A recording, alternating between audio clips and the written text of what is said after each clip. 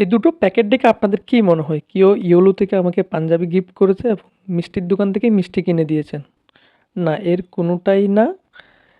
এই প্যাকেটগুলোর মধ্যে কি আছে এবং আজকে আমি কোথায় যাব সেই বিষয়গুলো জানার জন্য শেষ পর্যন্ত এই ভিডিওটা দেখতে হবে আপনাকে।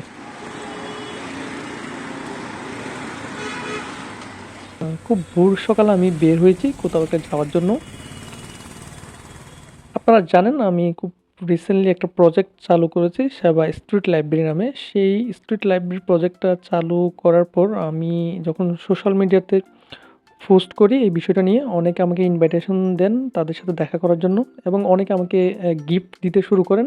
অবশ্যই সেই গিফট হচ্ছে বই। সেরকম একটা ইনভাইটেশন ছিল আজকে চট্টগ্রামের চকবাজারে, যার কারণে খুব সকাল সকাল উঠে আমি চলে যাচ্ছিলাম চকবাজারে এবং চকবাজারে বইগুলো রিসিভ করার পর আমার দ্বিতীয় একটা ইনভাইটেশন ছিল চট্টগ্রামের ওয়াসা মোড়ে। তো আমি সেদিকে যাচ্ছিলাম। ওয়াসা মোড়ে যেতে যেতে যেহেতু আমার হাতে প্যাকেটটা ছিল, আমি চিন্তা করলাম কয়েকটা ছবি তুলে নিই, যেহেতু আমি সোশ্যাল মিডিয়াতে এই ছবিগুলো পোস্ট করি।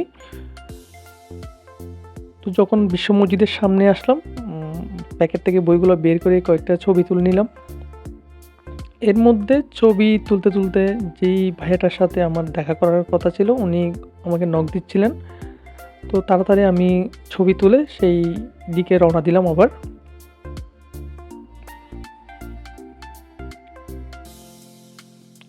যখন ওয়াসার মোড়ে চলে আসলাম দেখি ভাইয়াটা আমার জন্য আগে থেকে অপেক্ষা করতেছিলেন এবং ভাইয়াও আমার জন্য কিছু বই নিয়ে আসছিলেন গিফট দেওয়ার জন্য।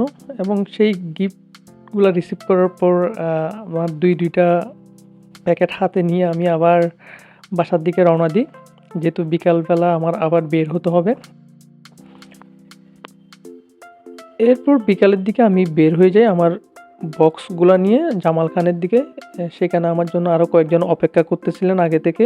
তারাও আমার সাথে যুক্ত হয়েছেন এই প্রজেক্টটা বাস্তবায়ন করার জন্য। আমি যখন সোশ্যাল মিডিয়াতে পোস্ট করি সেখান থেকে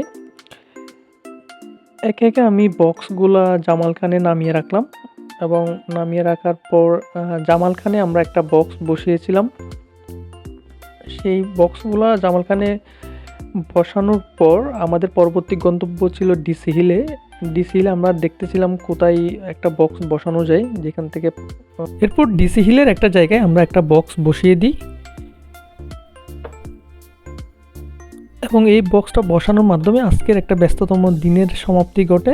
আশা করি এই বইগুলো পড়ে অনেকে উপকৃত হবেন এবং আমাদের যে উদ্দেশ্য বইয়ের বার্তা সবার মাঝে ছড়িয়ে দিয়ে বইয়ের প্রতি আগ্রহী করে তোলা, সেই বিষয়টা সফল হবে।